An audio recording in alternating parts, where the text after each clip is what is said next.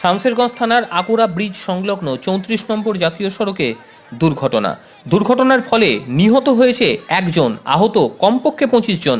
সরকারি ও বেসরকারি বাস মুখোমুখি সংঘর্ষ হয়, তার ফলে ঘটে যায় এই দুর্ঘটনা। আহতদের প্রত্যেককেই নিয়ে যাওয়া হয়েছে স্থানীয় হাসপাতালে। পলাশ সিংহের রিপোর্ট, এনটিভি WB।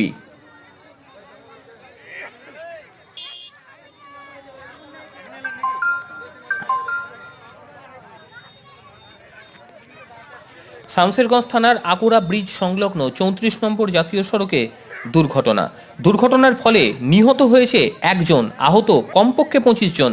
সরকারি ও বেসরকারি বাস মুখোমুখি সংঘর্ষ হয়, তার ফলে ঘটে যায় এই দুর্ঘটনা। আহতদের প্রত্যেককেই নিয়ে যাওয়া হয়েছে স্থানীয় হাসপাতালে। পলাশ সিংহের রিপোর্ট, এনটিভি WB।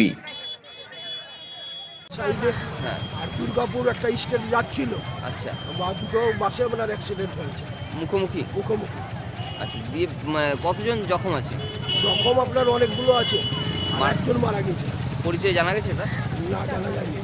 তো স্টেট বাসটা কি কোথায় যাচ্ছিল? দুর্গাপুর। আর পাবলিকটা বই জানা নেই আমার। ওটা দাঁড়িয়েছিল, দাঁড়িয়েছিল, প্যাসেঞ্জার তুলছিল। প্যাসেঞ্জার তুলছিল। তো এখন পরিস্থিতি কি আছে? এখন পরিস্থিতি গাড়ি আপনার দুটোই অ্যাক্সিডেন্ট হয়ে ড্রাইভার পুলিশ ভ্যান এসছে, পুলিশ ভ্যান এসছে।